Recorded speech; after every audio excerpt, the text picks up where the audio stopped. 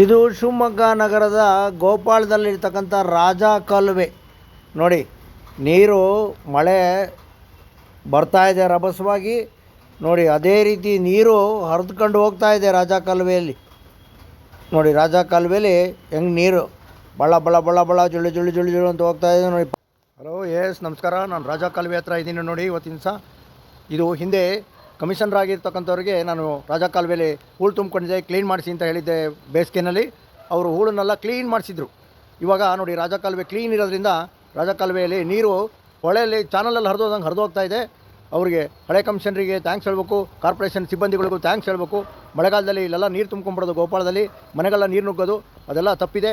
ಅದರಿಂದ ಇದನ್ನು ಸರಿ ಮಾಡಿದಂಥವರಿಗೆ ಕಾರ್ಪೊರೇಷನ್ ಸಿಬ್ಬಂದಿಗಳಿಗೆಲ್ಲ ಜನತೆಯ ಪರವಾಗಿ ನಾನು ಥ್ಯಾಂಕ್ಸನ್ನು ಹೇಳ್ತಾ ಇದ್ದೀನಿ. ನಮಸ್ಕಾರ. ಈ ಏರಿಯಾದ ಮೇಸ್ತ್ರಿ ಆಗಿರ್ತಕ್ಕಂಥ ಪೆನ್ಚಲೈನವ್ರಿಗೆ ಕರೆಕ್ಟಾಗಿ ಸಿಕ್ಕರು ನೋಡಿ ಟೈಮಿಗೆ. ಪೆನ್ಚಲೈನವರೇ ಬೇಸಿಗೆ ಕಾಲದಲ್ಲಿ ಹಳೆ ಕಮಿಷನರ್ ಇದ್ದಾಗ ಇಲ್ಲೆಲ್ಲ ಹೂಳೆಲ್ಲ ತಾವೇ ಎಲ್ಲ ತೆಗ್ಸಿದ್ರಿ ಅವ್ರ ಮಾರ್ಗದರ್ಶನದಲ್ಲಿ.